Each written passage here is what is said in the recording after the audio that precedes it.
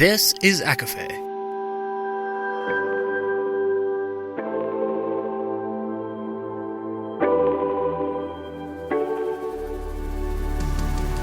Laura Marie and Jessica Marie proudly present A Court of Fandoms and Exploration, a podcast. Fair warning, everything the hosts say is explicit, full of spoilers and adult content and shall not be used against them. They have opinions. Let's try not to drag anyone for expressing themselves and just have fun for an hour. We all deserve it. No spoilers for this episode, but there are mentions from Six of Crows, Shatter Me, and Supernatural. There are also conversations surrounding grief, loss, general trauma, sexual assault, and racism. Jessica Marie is sick, so I'm doing this. Tell me I did a good job. Hi, everybody, and welcome to A Court of Fandoms and Exploration, your weekly deep dive into the YA literature and fandoms that we love. I'm Laura Marie. And I'm Jessica Marie. And today we are discussing Book 2 in the Legendborn cycle. This is Bloodmarked by Tracy Deonn. And Jessica Marie, what prize do I win for calling the twist of this book in the last book in our last episode?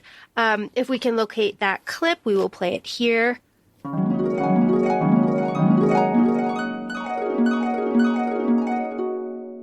I was thinking it's kind of weird that she's powerful because there's a white man inside of her, like making, right? Like but, you know, they were all white men, you know, like, oh, God.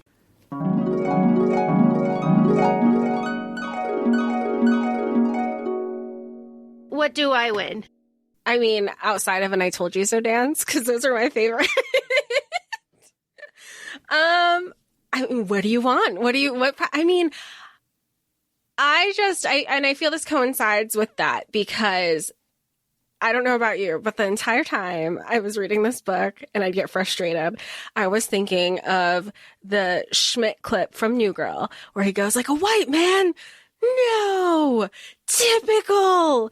And I felt like that the entire book. Like, and I know sure as hell Bree did. And I was just so mad for her. And I can't even say like, oh, this is a fantasy book. It's a fantasy book. And the idea of magic, but this is still real life. Like this, all the politics, all the conniving, all the manipulation, all this bullshit of covering everybody's ass to like cover themselves. I mean, all over it.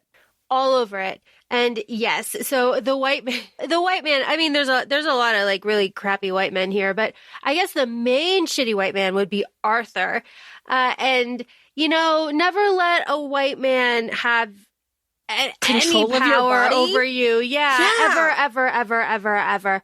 And of course, Bree sadly learns that the hard way. But damn. Not without hesitation, because the whole time she kept saying, not so fast. Like she wanted stipulations before she started making agreement. She knew that she wasn't supposed to trust him. And he even leaned into it. He goes, you're, you know, the gaslighting of it, of you have every reason not to trust me and good for you for asking questions. Fuck you. I'm so sorry this whole time. Ugh. Arthur. God damn it. This is, of course, book 2. We don't know if there's going to be a book 3. We can all hope, but more on that later. But Jess, who are some of these people in book 2? We have a lot of recurring characters. We have so many recurring characters. I almost feel like we should have a list from the first book. I mean, basically everybody from the first book is returning from here. Some of our main key players include Bree, Selwyn, Nick, Alice, Bree's best friend is back. We have Mariah. We have obviously all of the Legendborn from her order.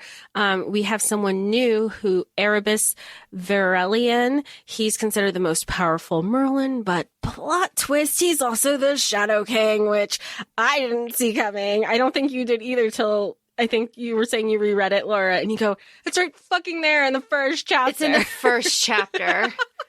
There is, so like we said, we have some of the original Legendborn members, but William Sitterson plays a bigger role in this one. We have Valak or Valachek. He kind of like runs this bar that plays kind of a pivotal moment, one of the many pivotal moments of this travel book. And we have Lark Douglas, who's kind of like in disguise and believes in like honoring the Crown Sion, which is Bree that we know. And then you have Mariah, and I just feel like I know I'm missing so many people because so many, basically the entire returning quote unquote cast is back. And if we missed anybody in this initial list, I'm sure we'll mention them as we, go through this book, which is a very long book. I personally thought this was just a very long book. The first time I read it through audio at 1.6, the second time through audio at 2.25, and I still thought it was a long book. That being said, I don't think you can cut anything out of this book. It is like a full package, and you need all of it to really have everything work well together and hit emotional highs and that like gut punch at the end. There's been some conversations we've been seeing about like length preference for books, but this is when you can't cut anything out. All of the details are necessary. I don't even want to say flowery details because you really become so immersed into this world so easily. And what was really nice that Tracy did really well is that you didn't feel like you needed to do an entire reread of the first book to be like, wait, what's going on? Who are these people? What's a mage again? What's Cambion? So she's constantly giving us background of what are the importance of like, what is a scion? What is a page? What is a once-born? And that was really helpful because at some points I was like, wait, what's the difference between a once-born and a vassal? And, you learn they're essentially the same thing. They have no allegiance except they just want to help the order, which was really, especially with series books or duologies or anything where it's not a standalone, you kind of sometimes can feel that you need to do an entire reread to play catch up, which wasn't the case here. No, it really wasn't. And Jess, you said that this is a travel book. I absolutely agree. It is a travel book. It's a second book, and second books are usually travel books. I wrote down, and we went through this earlier, kind of the main places that Bree goes to in this story. I'm just going to go through them because we'll go through them in the plot, but just so we all know. She starts off at the lodge. She goes to the right. Kidnapped from the right, goes to the Institute. From the Institute, then she goes with Jonas and she's betrayed in that whole situation. From there, she's rescued and goes to the bar. From there, she's the railroad. From the railroad, it's Volition. That's right, Volition. And then from Volition, we're stuck in Arthur's dreams for a while. While Arthur takes Bree's body and they go to where the table is. And then there is like a whole situation. So there is a lot of travel in this second travel book. And I do like that we can kind of be consistent with that and that authors are kind of consistent in that. It does kind of help taper expectations a bit. At least with this genre, I think. Absolutely. Because you had started, because you reread this. You've read this twice. I've only read this once. And it took me a bit to get into it. And you even said, well, what do we know about second books? Second books are travel books. And I think that helped me put me into the mindset of expecting it to just kind of be this journey and we're going to like go through the woods. But then you're just running. You're constantly, it didn't feel, it was a travel book, but you're also traveling to save your life and running away from danger. So it felt fast paced at the same time. Nothing really lulled. No, it didn't. Nothing really lulled. But just like we said earlier, it did feel like a long book, but let's look into it though. We have a cold open that is like 24 hours after Bree pulls Excalibur, and she's at the lodge, and she's having just like sweaty dreams and like visions of her ancestors, right? Sela at the diner in the ancestral plane. And it's here that we get all of these expectations that are really like drilled into Bree throughout the whole book. You are the tip of our spear, the point of our arrow, the wound-turned weapon, and we ran so you would not have to. Like, wow. Talk about pressure. Talk about just like, I don't know. That is a little bit too much pressure. I feel like personally that I could handle. Bree is so much stronger than I ever possibly could be. But she has all of these like sweaty visions. And then we start off in the early fall where she's sneaking out to go practice her powers with William. We realize here, I'm bringing this up, that we go through this whole kind of training sequence, right, with William, and she cannot handle her mage flame. She can't handle anything, right? She's burning herself. She can't call it properly. She can't forge the weapon, all of that stuff. That is Arthur blocking her and manipulating the power so that she would have to call on him.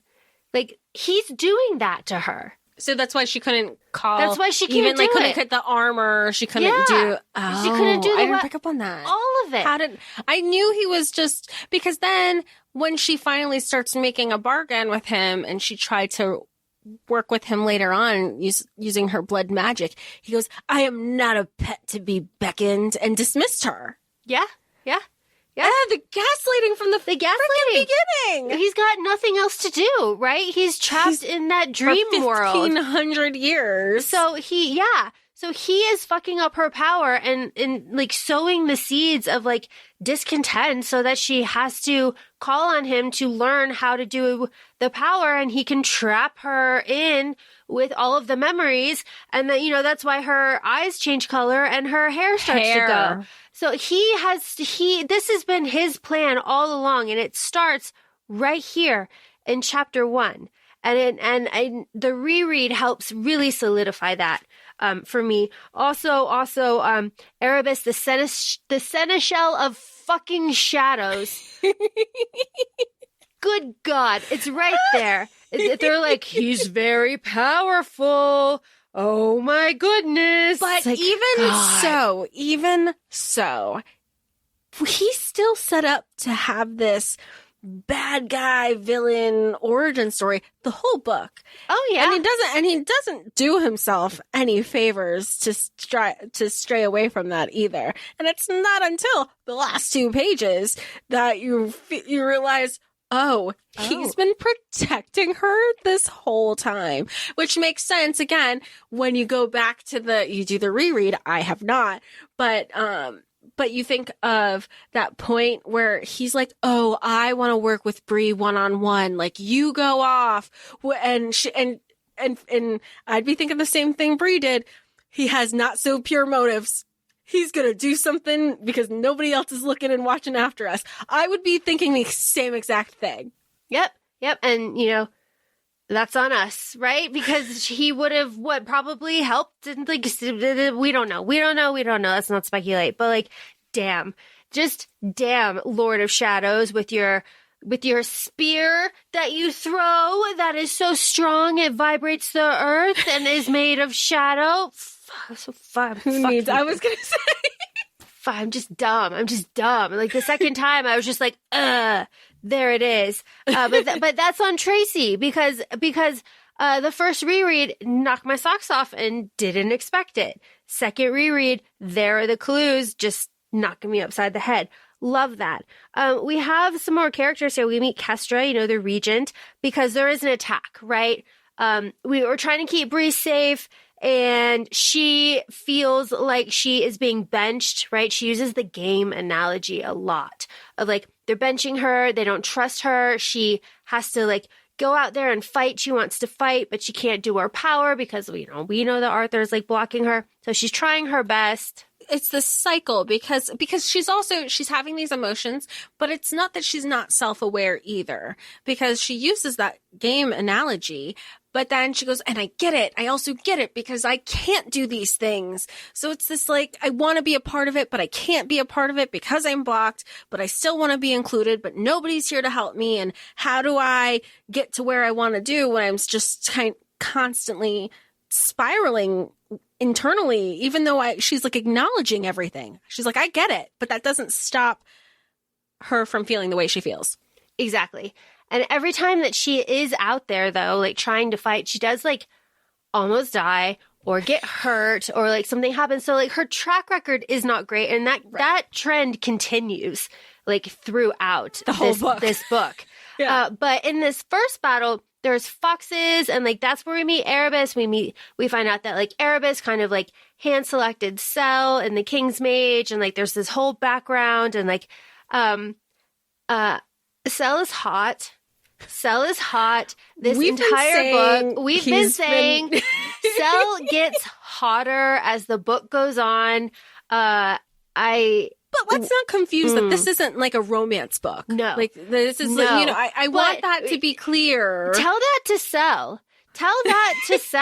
Because the charisma that is coming off of him, you are devout. Okay, stop, sir. Stop. I will fold for you right now. I know how to make a proclamation. I am a classics major after all. I just declared myself to you, Bree. Oh my God. My loyalty. Stop, sir. And then they have a passionate make-out kiss, and he pulls her up against it. Oh my God. Say it again, Bree. I wanted to kiss you, Sel. Oh my God. Sel is away from Nick, right? Because Nick is not here, and he has to like really fight this urge to like succumb to his demon side, right? But fulfilling these oaths of like keeping everybody safe is like trying to like stave it off a little bit, but like, it's not really working. Whole situation. There's a mention of Asheville here. Did you pick it up? Briefly in the beginning. Yeah, Asheville, North Carolina. Mariah and Patricia are in a cabin.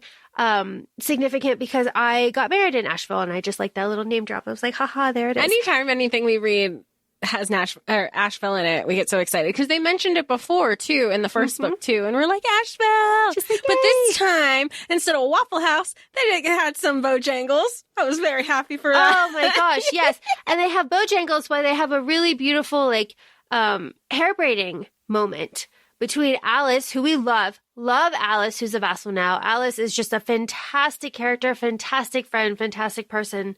We love Alice. Oh my gosh. But that's a really beautiful scene. Yeah. And we've been saying we loved Alice since book 1. And to see so much more of her and completely integrated with the order, or at least the group that we're mostly with, during book 2 is so nice and so refreshing. And I think we were talking about this before we started recording. She's like, I don't know. She didn't know anything about this, but she took it upon herself. She's like, but I'm going to find out. And so that's how, you know, like, when she offered water to Jonas, I was like, "Ooh, she's doing her little library studies. She knows, she is educating herself, so she's so aware of what's going on." And Bree's like, "I'm just here because I was kind of forced here. I had no other choice." As a lot of the Scions, it's, you know, through blood. She's like, "I want to be here. I want to defend and help. And how can I be of service to help protect the world?" Essentially. We love Alice. We love her so much. But because of this attack with the foxes, and the regents are coming because there is a funeral, because children died in the first book and we need to bury them now, because this is very real. Does like really happen. So there's a funeral, and we meet all of the regents, and we get an inkling that the regents are bad and that they're going to lie, right? Like, this is where we get it in the funeral. The parents are standing up. And like Bree is standing up, and she's like, "Fuck all of you. This is wrong. You can't do this." And like, there's a whole situation. And how did we feel about Teresa being like, "Bree, next time, your hair, maybe cleaner next time"? And Bree's like, "Are you saying it's dirty?" I love Bree that she's not taking anything, doing anything quietly. And she goes, "Just because my hair takes up space doesn't mean it's not clean." And call it what it is. Like, people are racist, and that racism exists, and it's portrayed in this book. And if you're not getting fired up about the way Bree is treated and the way Alice is being treated, kind of take a look at yourself in the mirror and understand, and try to understand, why aren't you being upset? Yeah, it's absolutely just like infuriating. Oh my God. But in the funeral is where we kind of get our first like bleed through for Arthur, because Bree starts talking in Welsh. She starts flashing back to other funerals. She kind of understands that, like, this isn't her, it's Arthur's memory. Lark is there. We have met Lark. The narrator did a pretty good job with the accent. No complaints for me. I'm ready to book a trip to Scotland. So. For real. Sign me up. Sign me up. Sign me up. The regents, we have Kestra, the regent of shadows. Gabriel is the regent of light, and he's the one that takes everybody into modern life. And he is the one in charge of mesmers. And then Aldrich is the history, like, of the order, and he's also the commander. How did we feel about just, like, these parents demanding, like, answers from the regents, and the regents just being like, lie. Well, here's the thing. We knew it was a lie. Mm-hmm. From I'm not a parent, but I can imagine. From a parental perspective, I want answers. You're told me part of this whole thing, why, you know, this is such a huge honor to be a part of. I don't have my kid anymore. Who's being held accountable? Where were you? You were supposed to protect them. How did we get here? That's kind of how I felt with this order because there hadn't been I want to say Calanmai, Canlam for over 200 years, which is why Nick's dad, kind of started the fire to have to set this whole plan into motion. And the parents were like, this was just supposed to be a fun thing. This is supposed to be a secret society. Now our kids are dead. Where were you? Where's some accountability? So now the regents are like spitting answers, lies, but they don't know that. They just know, oh, well, see, here's the thing. And then they're saying, we have an order. Arthur Scion's supposed to be Nick Davis. We're not buying the bullshit. Where is he? They don't want to, and it becomes like the whole politics and the strategy of it, like the perception of it all. We don't want to put Nick's father on display. He's such a loyal member. So we're going to place the blame on somebody else who has demon blood, and he's already known to, like, you know, his half demon blood is already known to go awry. So he's just an easy scapegoat. Such as politics. So, of course, that shuts the parents up, so the regents, can keep, like, spewing their bullshit and doing all their experiments of what they want to discover and do with Bree. Well, and so they blame Sel for all of this. Well, yeah, they blame Sel. Sorry, I didn't even say that. I was just... They blame Sel for all of this, and like, we're gonna hunt down Sel, and we're gonna do this, da da da da da. Meanwhile, you know, Bree's like, you know, fuck you, and Bree's also, like, standing up. But then William talks to Bree and is like, yo, you didn't really help yourself here. So let's think about what's going on. Calm yourself down. You've got to go into the right. And oh my God, the right. The audacity of some of these people. I just cannot. First of all, I like the cars. I like this whole car convoy that they have to be in. Very fun. And then Sel is arrested and cuffed and whatever. Erebus, while we're, like, on the way to the right and everything, Erebus does say that he is, like, fascinated and in awe of Bree's root ability. And Erebus also, like, we knows Sel's mom, but I like this little name drop that he goes, like, yeah, we called her Nyx. You know, we called her Nyx. It's just like, oh, that's really nice. But then he drops the line that blew my mind. He's like, well, all of us are waiting to become your villain. I was like, whoa, that's a good line. It's a good line, sir. Which should have been foreshadowing, knowing that Sel was going to turn demon. Like, now that you're saying it, I'm like, we knew it. Yeah, it's another thing. It's another thing. We meet Tacitus, who's the expert of mesmers, right? But then, of course, we start the right. All the regents are there. Bree is alone, right? Bree has to be by herself. She is isolated from everyone that can help her. And the regents and everything are, like, behind a barrier or whatever. So Bree grabs Excalibur to start the right. She has her visions of kings and stuff, and she's giving the oath, right? And this is our first indication, at least to me, that she was going to reject the oath at the end, because she really forced herself to take it here. as she's taking it, she's saying, she was like, struggling to take it, right? Like she really had to hold on. It was like burning her. She like didn't want to say the words, and she was just like really going against like the core like fiber of her being, that doing this oath, and she just really didn't want to. And I did find that interesting. But then she gets taken to the round table, and that's really cool. I think her visions of the round table are pretty cool, because she can like pull Nick into them, and she can like see the memories and stuff. But she does kind of end up rejecting everything here, and everything goes red. But that's when she talks to Arthur. I love how Arthur is like, one, like, who are you? You don't like look like me.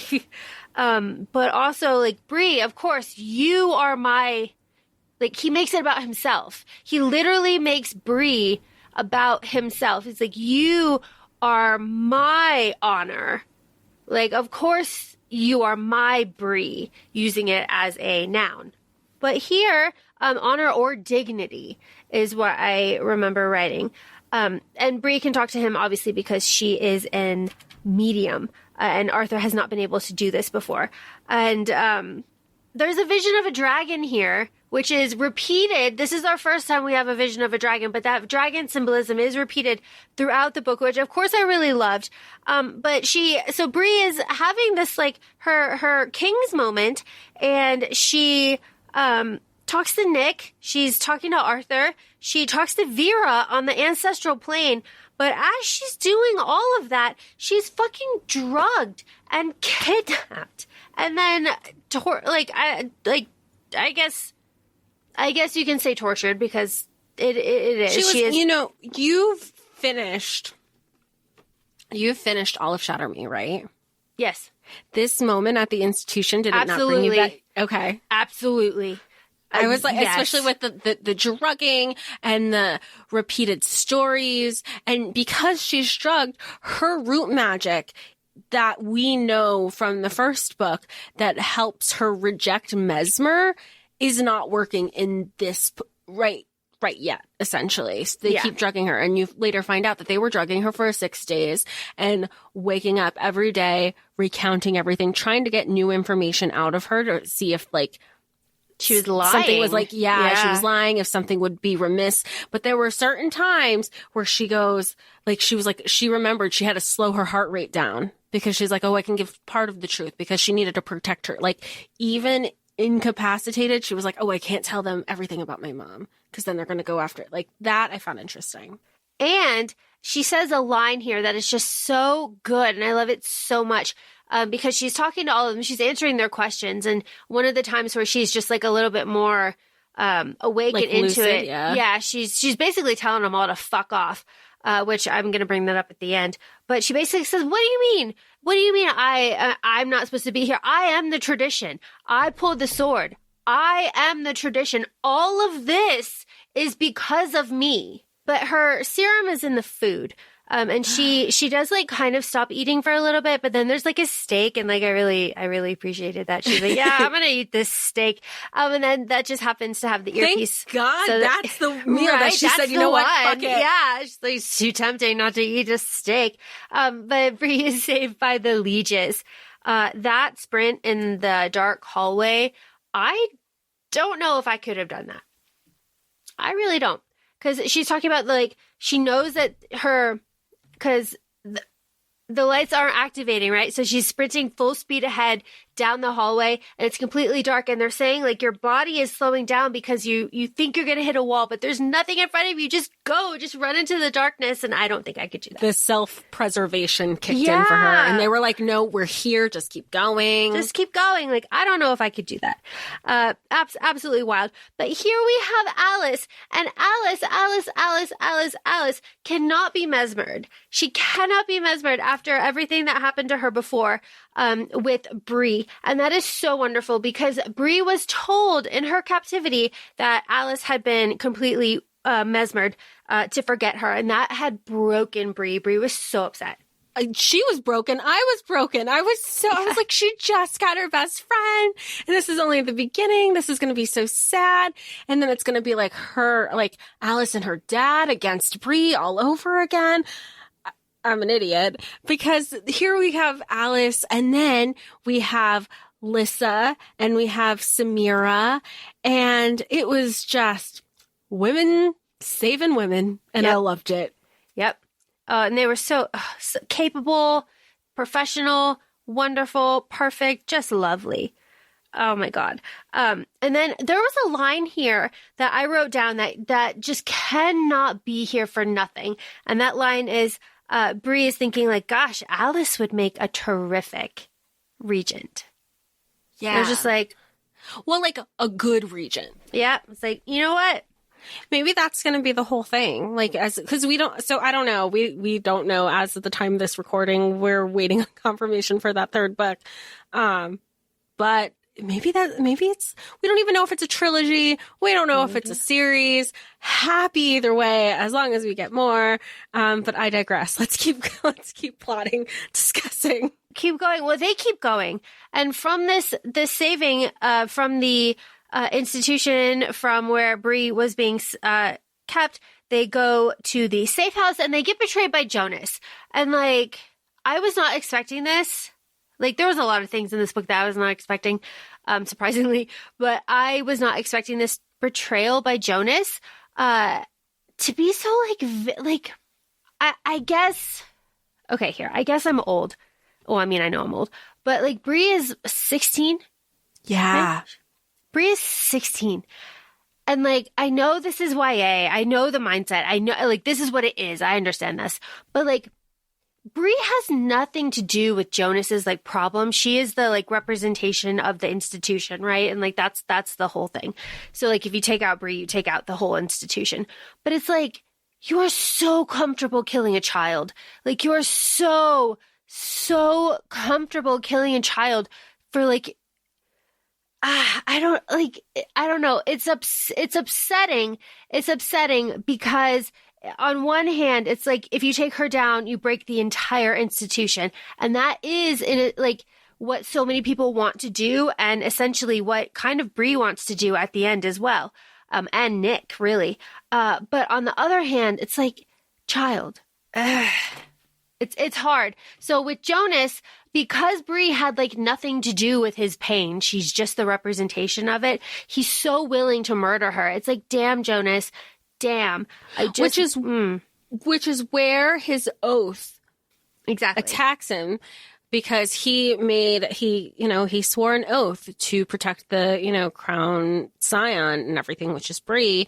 And because it was with malicious intent. It's one thing if you harm them and it was completely accidental, things happen, but that's where Sel even says this was the difference between Nick's dad and Jonas. Nick's dad convinced himself that it was for like a greater good situation. A greater good. Yeah. So and even Nick comes around, through the dream walks kind of with Bree to say like, no, you don't understand. My dad has lost it. He's completely you can't even talk to him. He truly believes like you're the worst thing ever and you ruined everything. And all of everything that he was working for is now, you're the reason why it can't happen. Like he's truly believed that you're like this ill thing. And now Sel said like, that's why Nick's dad's own oath kind of protected him, because he's convinced himself that he's not doing anything wrong. Yeah, he's a true believer. He's one of those. He's one of those. He's a true believer. Did you notice that Alice is the first one to say here in this before Kesia attacks? Alice is the first one to say, hey, Sel doesn't look very good. Sel doesn't look too hot here. What's going on with Sel? And this is when Bree is like, oh, Sel's fine. Sel's fine. He has already glamored her. He glamored her on the plane. Did you pick up on that the first time No. or like, okay. No. I just, sometimes I just read and I don't pick up on anything. No, until I didn't. The second read. No, I didn't pick up on it until William until he started like arguing with William about stuff. And I was just like, what is this? Something is wrong with Sel. And then it would but yeah, this is the first time Alice is just like, and it's also the time when Bree gets the idea that she should ask her ancestors for help and how if they ever used their root offensively. She has that idea. But then Kesia attacks. And this is where we get like plot, just like major plot, right? So Kesia is working with Jonas and, the oath is taking Jonas, all of that whole situation. But Kesia is afraid of Bree's root. And Kesia is the one who drops all the info about the hunter. broker. Yeah, the hunter, the broker, and the great devourer. That's and where the hunter and the great devourer are the same person. Thing. Erebus. It's all Erebus. It's all Erebus. Damn it. It's all Erebus. But it's after Jonas and Kesia, and they kill Kesia. And it's after that whole battle that Bree gets the piece of paper. They decide to go to the crossroads. But this sexy bandage time with Sel was very reminiscent of sexy bandage time in Six of Crows. That with Inej and I can't think of his name now, but it was very reminiscent of this. Kaz, yeah. But this is the second instance, and I don't know what I was very much in Bree's headspace here when Bree is just like holding the tape or whatever. She's like embarrassed that Sel can't do it to like tape his wound. She takes the tape from Sel. And then she's like staring at Sel, being like, you're so fucking hot. And then she's like, I'm staring at Sel. What do I say? I say, your teeth look different today. And then Sel, the way that the narrator, props to her, she like drops her voice a couple octaves and she's like, do they? And I'm just like, oh. He makes me giggly. Oh, Sel. He does. And I've been like, I don't know. Let me see. Like, come closer. Give me a better, like, I don't know what I'd do. I would be vicious. What big teeth you have. Yeah. Like, I would be something else with this. But she's better than I am. But my God, but that's the glamour at work. Like he can't keep his teeth consistent. So, that's that whole thing. But I was breathing heavy. I was breathing as heavy as Bree was breathing. Just like, God damn, that man is hot. But he's only like 19. It's like, what is he, like 19? So is it? He's 19. Yeah. But like she's 16. Like, it's this whole thing, but whatever. It's fine here. It's fine. It's fine. Well, she's 17 at the end of the book. Yeah. It's terrible. It's fine. It's fine. It's not like 500 years. It's all fine. So, oh God, Sel also says that line of like, silly thing, I won't leave you. You really thought I would leave you? It's like, Selwyn. Well, that's why he's getting so worked. I mean, it's kind of, it is confirmed later that some of the times that he would get so frustrated with her and start fights, he goes, you really think that I would leave you? You really don't believe, like he was more mad. He goes, because it felt like it was an attack on his character of what kind of person that Bree thought he was. And he was like, really? That's how little you think of me? And it wasn't just towards him. Like William has said that too at this point. We're up to the racist bathroom. Do we have thoughts on the terrible? I mean, terrible thoughts, but I mean, and even, what is it? So at one point, William is like, well, we pick and choose our battles. Like we were born into this. And Alice is the one who says, well, Bree and I were born into this. Like we knew what was happening. Like, why are we even arguing? The only reason that they didn't push back, aside from like a timing reason, is Sel's like, they have a gun. They have a gun. It is about safety and they'll shoot just because you're not white. It was horrific. If you are not like clenching your fists and ready to scream during this bathroom scene, then you're the problem because, oh my God. Yeah. Two racist men in a bathroom in Nowhere, Georgia will not, or in a gas station in Nowhere, Georgia, will not let Bree and Alice use their bathroom.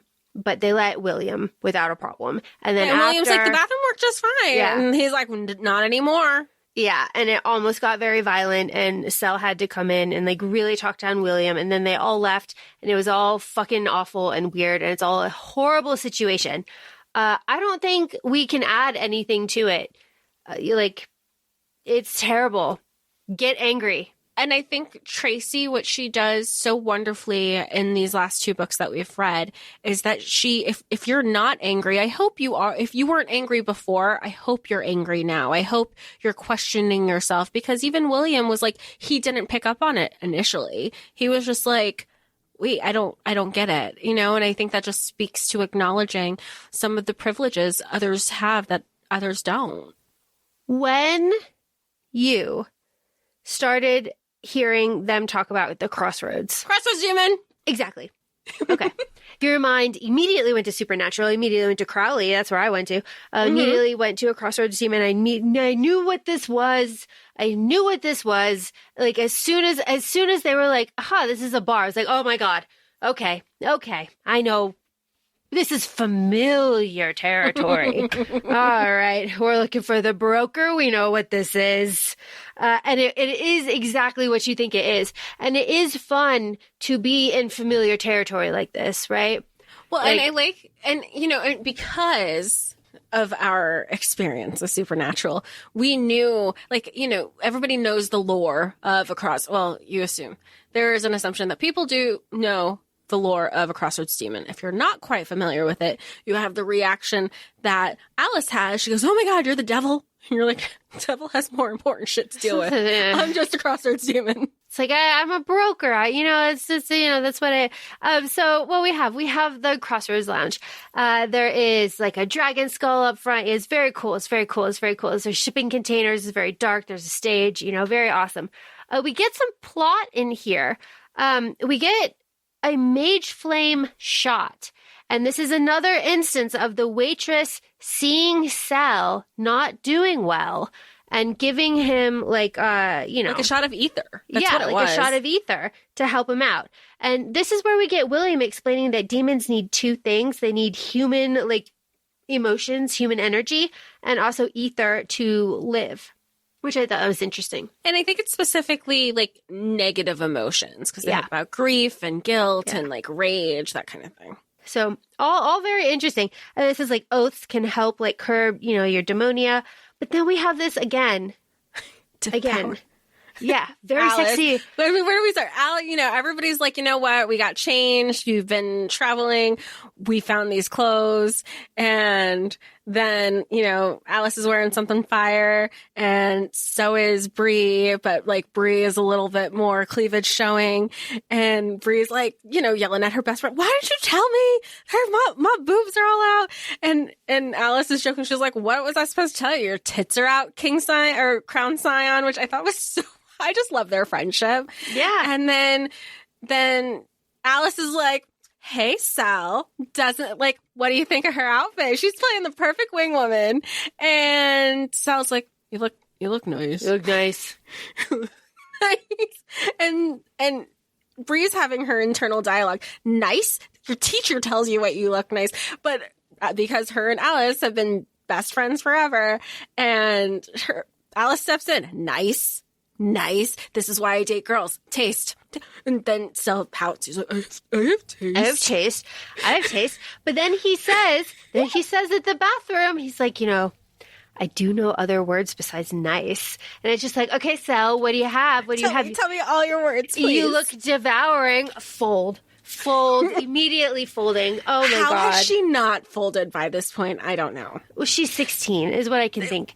I don't know. At 16, me now, I would be impressionable. 16, me, even more impressionable. It took way less to have me fold at 16 for this. Just saying. But we meet through it was a very sexy conversation we had with Sal. Sal is really dipping down into his demonia here. This is really he's a little bit loose, fast and loose, right? With his words when he's in his demonia a little bit, but he is staring at Bree's lips. He's not so much on the tits, which is nice. I thought he's more on her face, yeah, which was really nice. But through all of this bar situation, we meet Valak, and Valak is the broker. Valak is 205 years old. Valak is a messy bitch who loves drama, and Valak right away removes the glamour from Sal. And this is where we get all Bree's betrayal, right? Like, when did you glamour me? How long has it been like this? Why have you been lying? Yeah, because she's not upset that he had started to turn. She's upset with the lying, and she's upset with the fact that she felt like you didn't trust me enough. You said everything was fine. And that's like, you know, the age-old adage where like, are you okay? And if you're going to say you're fine, you're fine. I'm not going to keep prying. Because clearly, especially in the world that they live, they got bigger shit to focus on. You want to talk to me? No? Cool. Moving on. Yes. Yes.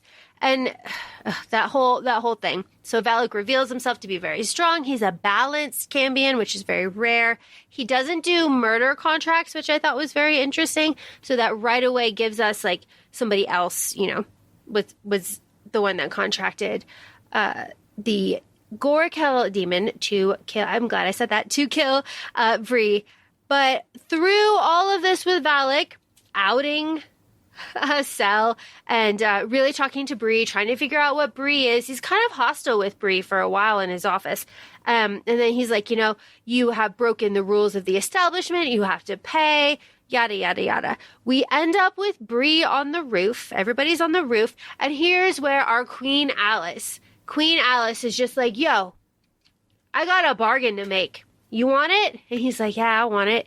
And she's like, someone's stealing from you. But it could have gone awry so quickly because he never agreed to it. He goes, you tell me what it is. You tell me, yeah. And I'll decide. That's where I was like, I was on the edge of my seat with this because from our experience. Be specific. And it's not even guaranteed in this bargain. It's like, I'll decide if that's worth something or not. And 8 times out of 10, it would have been like, thanks for the information. I'm going to use it, but it's still not good enough for me to make a bargain with you. And on to the next. That didn't happen here. Thank God. Thank God. But you can see, were you thinking the same thing? Yeah, absolutely was. I was like, this is not going to go well. Why are you not being specific? Come on. You have to be like on it. But it did. He was so, Valak was so upset about the stealing that he was just like, yes to all the things, whatever, blah, blah, blah, blah, blah, blah, blah, which I did appreciate. Because then right away we get, so we accuse Miranda and she comes in later. But then we get Lucille, and through Lucille we get Mariah, and we learn that Mariah is Lucille's niece. And there's this whole connection. There's an entire underground root connection where people with Root are moved through kind of like safe houses and stops on an underground railroad. And it is very, very, very interesting to see all of these things kind of connect. Because in this same kind of scene, we learn that Valak is the baby that Pearl had and cast out in the vision that Bree had in the first book. I loved the interconnectivity of this moment. And everybody was like, what are you doing here? You know this person? How do you know? And it was bridging so much of that community aspect that they have been orchestrating for so long because of that network. I mean, we hear about it earlier in this book too. Be like, don't tell a lot of people, but you know, you have the information there. And I feel like it was this moment. They were like, oh, that's right. We had the piece of paper with all the information. It's like, oh, there it is. Oh my gosh. So through this Underground Railroad network, which they, Bree and, what's his name? William. Oh my God. I was like Citizen Kane. I was like, that's not it. I was going to say Citizen, not Citizen Kane. Yeah. William, Sel, and Alice. Citizen. Yeah. Yeah. So all 4 of them are now on an underground root network, and they end up at Miss Hazel's. And there's a lot going on when they're at Miss Hazel's and kind of moving through. I'm just going to call it the network. We have Sel giving kind of a confession to Bree, and he says my judgment is impaired around you. Everything that I did. It was only a visual illusion. I abused our connection the way that I abused my connection with Nick. It scares me that I could have killed you. You have always been, and this is something that is repeated throughout the book. Bree has always been the Scion of Arthur. So like when Sel was trying to kill her in the first book is when he started to deteriorate because he was going against that oath. So he's had a hard time this entire time. And I liked that perspective because he also admits that like he and Nick were in that like very toxic relationship and how he knew that like his murderous intent would bleed into Nick and Nick would have to live with the knowledge of what murderous intent towards his like girlfriend would feel like. That's some fucked up shit. But this is why through the walking that Bree has had with Nick even said, if it comes down to him having to sacrifice himself to save you, Selwyn will. And that's why Selwyn was also so quick. I don't want to say be a martyr, but he also truly believed all the things that the regents were holding, like the 5 or 7 counts of everything of the things that they had held against him. He truly believed it because he goes, yeah, I kind of, even though I didn't know that you were Crown Sion of Arthur, you've always been it. But before you knew that, just because you didn't know, that didn't take away your lineage. So by putting it in that perspective, he truly held himself accountable to all those counts. It wasn't, he doesn't believe that he was like being a martyr. He's like, no, if you individually, they all make sense. And I truly believe I'm a crappy person for that. Yeah, it really does. Really, really, really does, which is, you know. But after all of this, Bree has a vision, with Arthur, all of this, and pulls Nick in, and Nick says, like, I'm at the cabin. And Sel also comes in and is like, Nick is in mortal danger. So Sel and Bree go to the cabin where Nick is. This is where we get Bree's first instance of, she calls it liege hair. We know it's Arthur hair, but this is where it's our first mention. And that cabin, I was not expecting that cabin to explode. I was not expecting all that bullshit to happen. I was not expecting Lord Davis to die, for Nick to kill somebody right in front of all of us. There was just so much that happened. Yeah.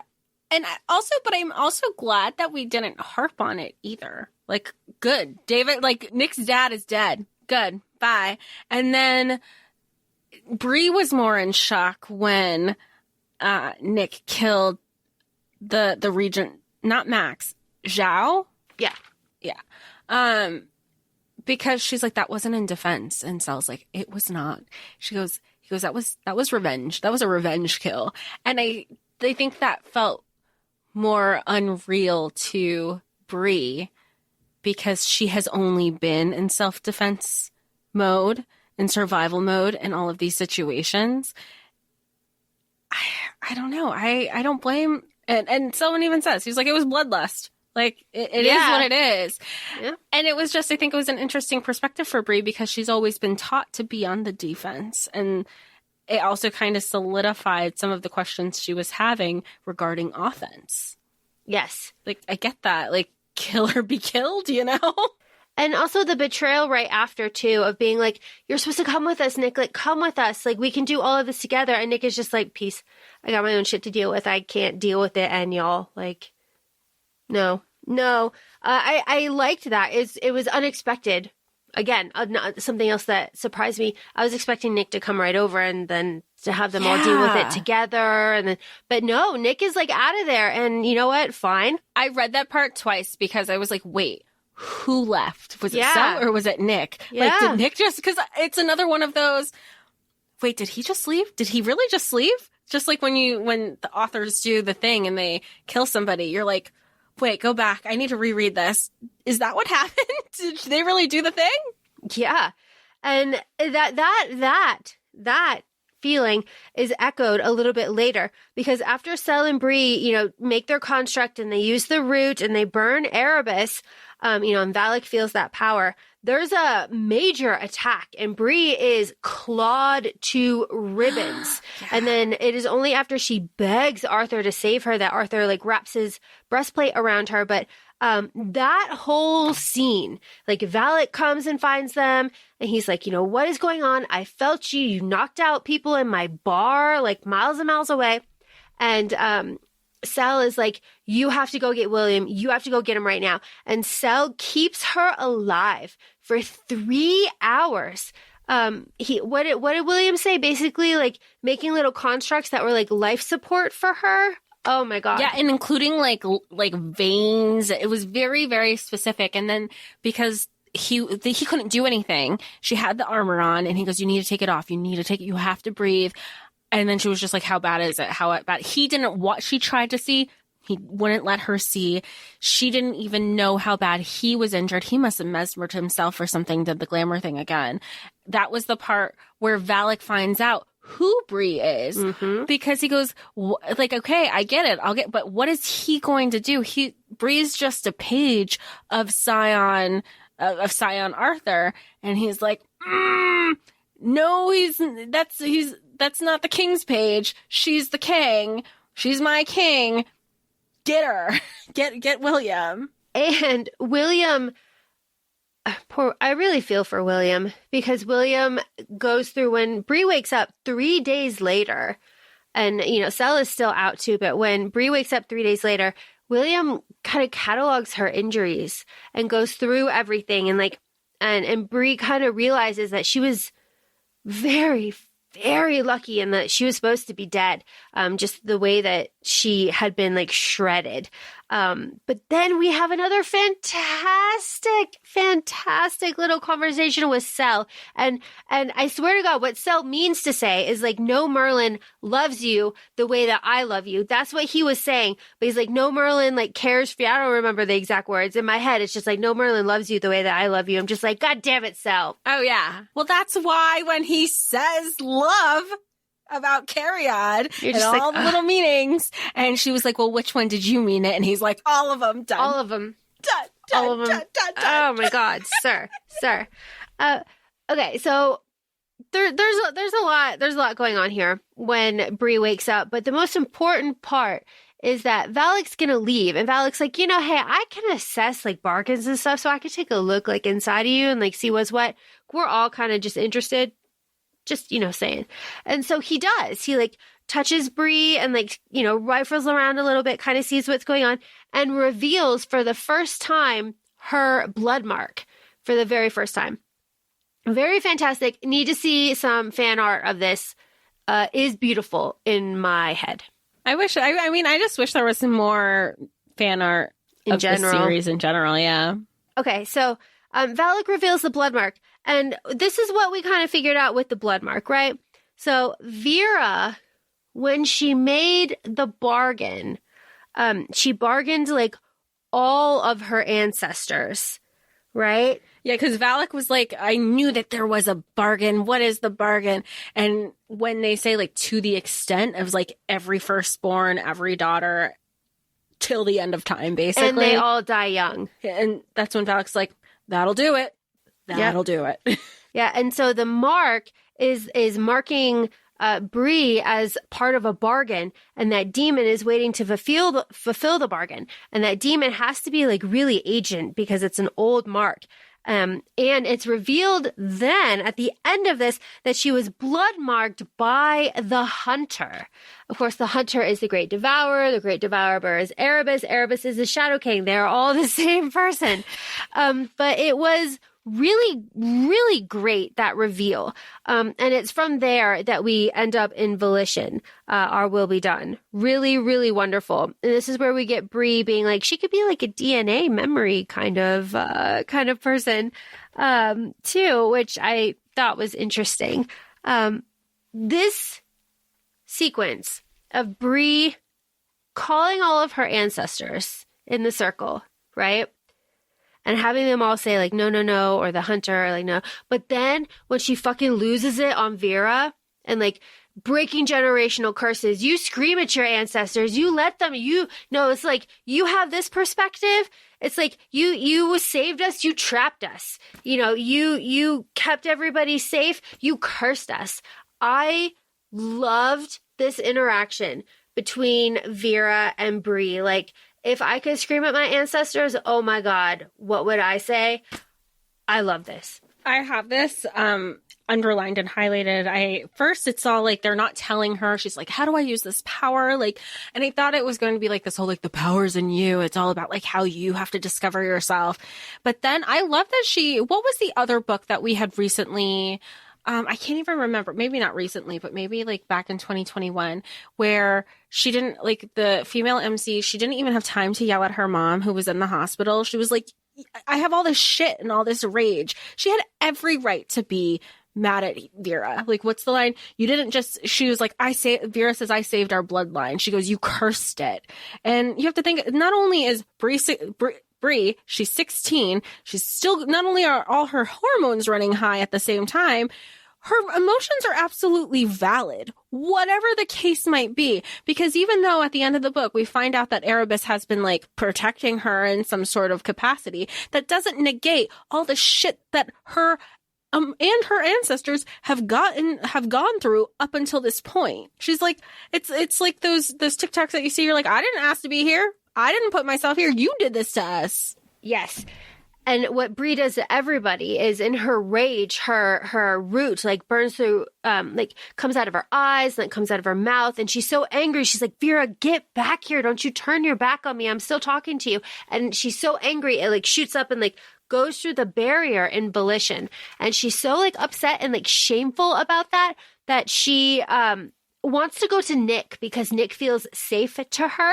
And Sel,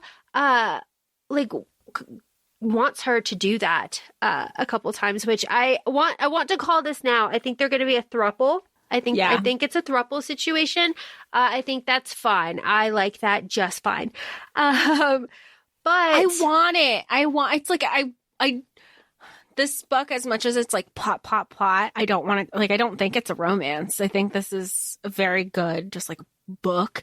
I want them, you can see it. They all love each other. How many moments, especially towards the tail end, probably like the last 25%, where they were all checking in with each other. And especially because you think of Nick and Sel's bond, then Nick's bond with Bree, and Bree's bond with, like, everything would just be so lovely and nice little ribbon, and everybody just loves everybody. I just want it so bad. I really do think it'll be a throuple. So Bree goes to Nick for safety, and they pull Sel into this vision. But there is a little bit of plot here. We get Morgaine, which I love because I like her. I just like her as a character, just in general in the lore. And we get, like, the Shadow King could not survive without the crown, and there's a Shadow Court. And then we also get that Nick wants to stop the cycle. He's done with it. And what I really like in this scene, is that Nick and Sel and Bree are all talking, and Nick is like, Bree, they're never going to let us be together. We have to break the cycle. It has to be done in another way than killing you. And Sel is like, oh, you mean they're not going to let you fuck? And I was just like, and he's like, you don't have to be so crass about it. Yeah, I was just like, that's not what I'm talking about. That's not what I mean. That's exactly what you're talking about. It's exactly what you're talking about. This is exactly what you're talking about. And I like that Sel is just like, get fucking real, dude. Like, you know exactly what this is. I did really appreciate that. But in the same vein, I hated that they were talking about Bree in Welsh right in front of her. Yeah. Rude. And she called him out on it too. She's like, that's not fair. You know, I know Old Welsh because of Arthur. She's like, but I don't know Modern Welsh. And she's trying to pick up on the stuff that they did say and piecing it together. She's like, this isn't fair. I'm literally right. And something happened. Oh, and that's kind of reflective of what happens earlier with the regent who does the mesmer, Tacitus. She would say he's talking like, I'm right here, and he's talking about me instead of talking to me. And that's what they're doing here, too, which isn't so great. No, it's really annoying. Something that isn't annoying is the practice montage at Volition that we get right after this. It is like a pretty hardcore practice montage. I did appreciate it. And right after it, we get Bree's birthday. It's in November. And we also get Alice set up her birthday, and we get the line that Bree says, Alice, I don't know what I would do without you. Foreshadowing. Sel takes her to the waterfall, takes her to the fireflies, But it's more about this conversation that they have. Like, it's the conversation we said earlier, like, Sel isn't in love with Nick anymore. They were toxic. But Bree is like, would you want to, like, have that with him again? Do you want to love him again like that? And this is why I'm calling it a throuple. He says, like, I wouldn't even wish for that. So it's like, oh, you're not, okay. Oh, that's a weird way to answer that, Sel. Okay. But he says, I wouldn't wish for that because wish is just set up for disappointment. Mm-hmm. And that's the like, it's not just like, oh, I don't want to put a wish out there. No, he's like, I don't even want to touch it because then you're just setting yourself up for failure. So it's not a no is what I'm hearing. So throuple is throuple. Because she's like, what if it was in a healthy capacity? Yeah. She was specific about it too. Yeah. So now though is where we get the Caliot, kind of question, repeat the question, Bree. I want to know that you're like serious about it. Repeat the question. What does Caliot mean? It's an endearment. Oh my God. Between this and the infernal devices, like, I'm pretty sure my soulmate is probably somewhere in Scotland. Gosh, it is just really something. So they have this like very passionate moment. We've talked about it kind of on and off this whole episode, but what he says here is that I'm part incubus. Like, of course I'm enjoying this. The start and stop with the you. banter. Yeah. It's just like, stop it. Oh my God. And then of course, I meant to kiss you, Sel. I just love that so much because right after this, we get 10 Mage Guard attacking Volition. You and I were talking about this before we started recording, was in this moment, as much as we're like, oh my God, like we're going to be giddy. This is just, we're giddy about this, but about Selwyn in general. But they both forced the other to communicate. And that was really important to both of us because he's calling her out on to communicate, as is she, in the same vein, on the same topic, because he's like, why are you bringing up this now? We went through this months ago. Now you want to bring it up? Why do you want to bring it up now? Is it because Nick left? Is it because, like, I'm second best? Like, what is it to you? And then you find out, she's like, oh, I asked William what it meant a couple days ago. Girl, I would have been on Google Translate the second I got back to my dorm room. Yeah. It's like immediately, as soon as he turned his back, I'd be like, right? Well, yeah, or on their phone, anything. Like, if I was just trying to be, like, so nonchalant about it and then, like, scurry on back, I don't care how many ways I would have had to spell that wrong. Oh, my God. That man. So here, okay, so we're back to the mages attacking the barrier at Volition, and we find out that Miranda ratted out where Bree and Valak were. Erebus is there. Patricia is a hostage. And this is the moment right here where Bree lets Arthur in. And this is where Arthur takes over, traps Bree in his mind. And it's like Arthur from here until like almost the very end. Don't trust the white man. And this is the thing that bothered me in the first book when it was like, why does she have to have this like white man's, but like, it's all set, why did I question? It's all settled by the end of this, but still. This was infuriating. Well, and she trusts, aside from the trust, her trust was, once again, somebody fucked her over. And I felt like that was just a running pattern. Like, she kept wanting to give people the benefit of the doubt. And look what happened every time that she did. I do appreciate that she tried to get back into Volition before, because Erebus was like, come on out, Bree. If you come out, we're going to honor our end of the bargain. And she, she gets everybody safe in Volition. And then she goes to go back. And Erebus is like, where are you going? She goes, I didn't say I was going to go with you. I said I would come out. I did that. I did my part. But of course, Arthur comes out, takes over her body, and everybody immediately was like, you're not Bree.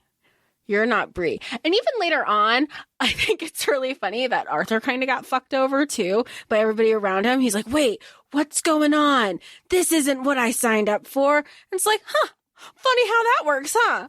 Yeah, shocking. We should mention that Alice is hurt here. Oh, yeah, this is, yeah, of course. This is the time Arthur is fighting. He's fighting all of the mages. Everybody's fighting. Alice comes out with the little box, the ultrasonic box that makes all the Merlins incapacitated for 10 seconds. That takes out Cell. She's trying to drag in Cell. And then she goes to take Bree. And Bree, with Arthur's strength, throws her off. And she is out for the rest of the book. And we end with her not knowing how she's going to wake up. Very important to mention. King Arthur gets his own chapter here. How do we feel about that? It threw me off. Yeah. Only because, and we talked about this too, we both read this in an audiobook, and I also had the physical copy. And it threw me off because the entire book is in first person. So once you get to, there's multiple parts in the book, and the part that Arthur is, it's called Only a King. So the different chapters go back and forth into you're in Arthur's head and you're in Bree's head. But you don't know whose head you're in until you're a couple paragraphs into the chapter, understanding the context. Because there were a few times that I had to go back and be like, wait, which eye are we referring to? Yes. And at the end of Arthur's chapter right here, there is a spear thrown at him. And he's like, oh, hello, old friend. I thought I killed you. That's Erebus being like, hey. That was Erebus. But he's not named there. And that's also significant to, of course, it makes sense now that we're talking it out, and I haven't had the second reread yet, where Erebus is in early on when we're introduced to him, and he goes, oh, so it's true about Bree having both root magic and white dude magic. I can't remember the formal name. That's how I just remember it was referenced in this book, where he's like, this is really interesting.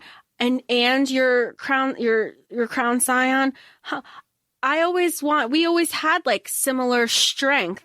I wonder if you can give me a run for my money kind of thing. And that's when Bree's like, is that a threat? Are you threatening me? Rightfully so. She should be on the defense with him the entire time. And then of course, here we are, kind of like a full circle thing. We're flashing forward and finding out more now. And Erebus and Arthur start fighting, and Erebus is on the defense, and he's not attacking. And Arthur's like, hey, why aren't you attacking me? And that's when the Bloodmark is revealed. And the Shadow King is like, yeah, this girl is an investment. She inherited the mark. It's this whole thing. And Arthur's just like, well, damn, I was not expecting this. That's wild. Very, very interesting. So after everything kind of shakes out, Arthur is confronted by the regents and Kestra, and Victoria is outed as the traitor. Of course, we all knew Victoria was a traitor, a little racist bitch. I mean, was anybody surprised? No, honestly. No. I was, I tell you what I was surprised at, when the Legendborn, the crew shows up, with more gains and stuff. And then Tor is like, oh, you knew and didn't tell me? She's just like, what? Really? And everybody's like, yeah, you're a fucking rat. Yeah, we didn't trust you. And she even said, my own girlfriend.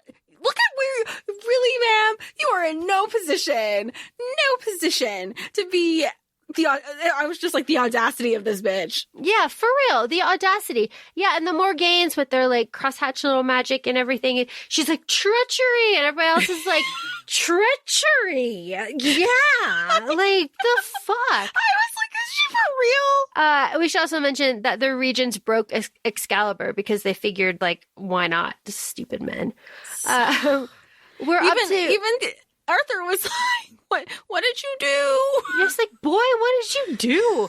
And Aldrich is like, oh, you really are Arthur. And Arthur's like, I'm going to fucking end you. Oh my God. We're up to Bree and her dreams. Bree trapped in Arthur's dreams. Yeah. Bree's trapped in Arthur's dreams. And she's like, no wonder Arthur tricked me into getting out. This is fucking hell. This is awful. Okay, so I know she turns into a dragon, but what's the cat? That's the part where I'm like, what was it? Because because she was also with the original round. She was actually in the dreams. She's kind of vibing, kind of not with the original round table. So she's just kind of following everyone around, trying to get some insight. She's also saying, I have to kind of, if I can't be with them, I have to kind of be a fly on the wall to kind of understand what's going on here. They find out that she's not Arthur, right? She touches the Shadow Crown. So Okay. there's a whole thing with like Morgaine, and it's like, why is Morgaine in here as a dream? Why aren't these memories? Like, why is Morgaine different in these? So, like, obviously, we're going to learn that in the next book. But the Shadow Crown is there, and Morgaine tells us that it's an ether weapon, and taken away, the Shadow King separated from his crown is like Excalibur separated from Arthur. They don't work without each other. So that's why he became less powerful. So Bree is drawn to the Shadow Crown, and when she touches it, she becomes like tangible in those like dreams. Okay. And Morgaine and Arthur and Merlin start attacking her, and because she's no longer a ghost. Yeah, she's actually part of it. Yeah. So then, she realized that the Shadow King is the hunter. She like makes that connection, and then she realizes she channels her dragon self, right? And she realizes that the power, though, isn't anybody else's. It's this moment that she realizes that the power is like hers, and that the expectations of everybody, like, and her past is not going to like shape what she does with her power, because nobody could help her in the past, right? Because she's the one of her kind, essentially. Yeah, like Vera and all of them never use their power offensively. They can't help her. And Arthur has betrayed her, so he can't help her either. So the power is hers now. And that's when it's like, dragons never die. So this is like another instance of it. So she rises up because Merlin is attacking her and becomes the dragon. And she's like, circling as the dragon in the dream. Is very powerful, very powerful. But then Nick and Sel come for her, and it's a whole very long, it's lots of pages of them like coming, like bringing her down and making her realize that it's real. And because I thought that was very sweet. Oh, I love it. I thought it was so sweet because it was in the dream, because they're in the dream, and they're initially coming to her the way she used to see Nick. It would be Lancelot first, and then the visual of OG Lancelot fades away, and then it would be Nick. But because she was just in a mini battle with Lancelot and Merlin and some of the OGs, Selwyn is in Merlin's form initially, because that's his line. And then you have Nick and Lancelot's form, because that's his line. That's very good. It's very dramatic. It's very good. And then the dreams start to crumble after they bring her like out, and it's the three of them. They're going to be a throuple. And the dream starts to crumble, and they're like, how do we get out of here? We have faith that you'll get us out of here. And that's when they're like, okay, the oaths brought us here. What's the opposite of an oath? And that's when Bree starts rejecting. She's like, I reject my title. Like, I will not rise to the defense. I reject all of these oaths. And that is where she's able to break out of Arthur's control, and she's able to like regain herself. And when she does, she comes to in like the middle of a field, surrounded by like all the lieges and her friends, and like the Morgaines are there, but they leave. Very dramatic stuff. Very, very fun. Very, very fun. We get like a lot of stuff that goes on here, but what I really love the most is that, all of this stuff in the ancestral plane, Bree coming into herself, she burns the streams, right? She takes ownership of her power. She's like, Vera didn't give me this power. I gave myself the power. None of y'all used it the way that I can use it. I'm the only one. I am going to, it's like they ran so that I could choose, right? I choose me. But Vera says something here that really kind of stuck with me, because it's actually the same thought that I had. After Bree burns the streams in the ancestral plane, taking complete ownership of her power, right? Vera goes, you're just a child. Like, you don't know what you're doing. And that does kind of stick out to me because she is 16 and she is just like scorched earth behind her with her ancestors. And I understand breaking generational curses. Obviously, I'm a millennial, but it is just like, that's a huge thing to do at 16. And I am wondering what the repercussions of that will be, because it does seem to be such a major thing that you can't just like go on from that without any sort of consequence. Oh, absolutely. And I think also it's the constant conversation, not just this, but like in general, women are so emotional, blah, blah, blah, which is what William was trying to stray away from her. If she's not that she's not allowed to, she's completely valid in these emotions that she's feeling. But sometimes, and what William would tell her is he's like, you're outwardly thinking emotionally instead of thinking strategically, and there's a bigger thing at play. And I feel like that's kind of where it's mixing here. And maybe that's just me projecting, because as emotional as I want to be, sometimes I'm always like, revenge is a dish best served cold. Let me think long game here. What is the bigger picture? But you know, she's valid in these emotions. It's just like, like you said, what are the repercussions going to be? Because she honed into that ancestral plane so much, whether if it was just wanting to visit her mom or her grandparent or her grandma, or just talking and understanding her earth root a little bit more, which is what is so beautiful about volition, is that there's so many ancestors, not just hers, that she could kind of just converse with in a way. I want to see more of that. Also, something about volition, too, that is really beautiful is that everyone is impressed with the barrier, because it's, all the dead is like kind of maintaining it. And it's just like so powerful that nobody can really get into it. And even the Ted mages were able to break it. And I just think that is just so beautiful. And they kept saying, like, you don't want, like, I think it was Mariah. Mariah was like, that's your warning. Yeah, you don't really don't want to do it. And it was like the reclaiming of this land that was so many people were tortured on. It was beautiful. And it was representative of many other areas as well. Just so perfect. All of it. All right. We are at the end with the reveal. So Bree remakes Excalibur and she puts a purple gem in it. And of course, purple is my favorite color, so I love that. But we have the reveal of Erebus being the Shadow King here. And Bree tells him how she figured it out. And I like it. I like it. Erebus gets his ultimate revenge on Arthur and the council by becoming a council member and knowing when the Scion is revealed so he can come in, and the bargain, all of it. It was good. It was good. So what is it? There was Vera's bargain was unregulated, so he joined it, and he can feel and locate the line of Vera. You want me to read it? Yeah. Okay, read it all out. Okay, so I have a physical copy, page 548. Erebus is like, okay, go on, tell me how you found out. And Bree goes, my blood mark responded to your crown in Arthur's dream realm. It made me realize what a defeated Shadow King who survived Arthur's attack might want most of all, revenge. I spread my hands wide. What better position to seek revenge than that of a council member, who are the first to know when Arthur's Scion is awakened? And Erebus claps. He goes, bravo. And she continues, figuring that part out was easy.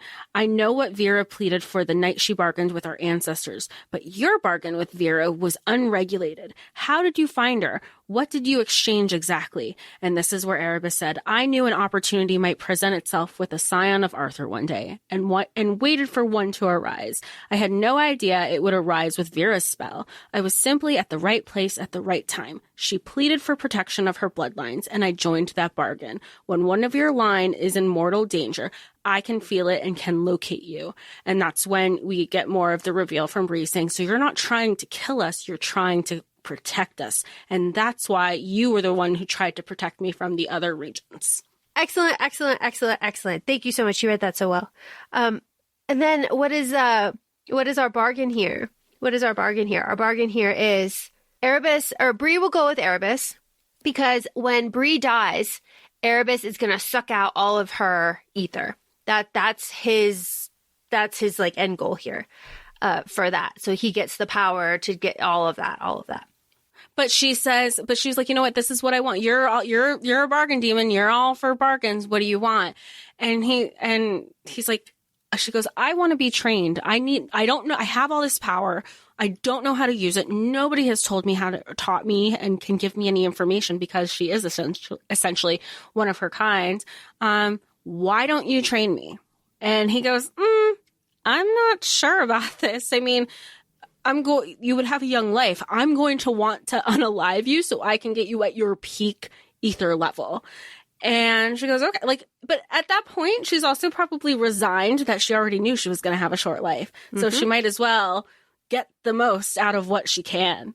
There's more there, though. There has to be. There will be, yeah. Yeah. And she says the great line, only a king can teach a king, which she said with Arthur, too. But then, this is the Shadow King. It's very good. It's all very good. And, of course, she goes off with Erebus, and Cell and Nick see her go. And that's how the book ends. It's good. It's a very good book. It is a very long book that none of it can really be cut. Very enjoyable. Would recommend. Jess, did you like this book? It was so good. What a great set. Second books can be either hit or miss, or you're kind of somewhere in between and you're not sure the direction that they're going to go. I don't know if we know the direction that's going to go, but we have some sort of inkling. I just hope that there is one, that we don't have as of the day that we're recording. We haven't heard of a third one confirmed yet. I went on her website. I went on her Instagram. I checked Goodreads for when we get a little delusional and we're like, are there any more just placeholders? You got nada. So we'll see what happens from here. What was your favorite part? Did you have? Yes, I did have a favorite part. I figured you did, but I was like, which one is it? It's Bree screaming at Vera. It is breaking the generational curses. You too? Me too, yes. Yeah. That was because I've tried to train myself whenever we have our conversations. I was like, Laura's probably going to ask me what my favorite part is. And I was like, hey, that's the one that sticks out most, because she was great with everybody else, because she knew and understood everything that they went through was not of their own choice, was not it was just circumstances. And I respected that she acknowledged that too. Yeah. If you're going to be angry at the source, right? Yeah. Oh, yeah. Oh, it was good. Yeah. That is my absolutely favorite part of the whole book. And of course the romance and stuff with Cell. And I really hope that they are a throuple. We can only hope, but here's to waiting till book 3, right? Yep. So thanks for joining us for this discussion. Feel free to follow us on Instagram at ACOFAE Podcast. We're also both on TikTok, ACOFAE Laura and ACOFAE Jessica. Thanks so much, and we'll talk to y'all soon. Bye. Bye.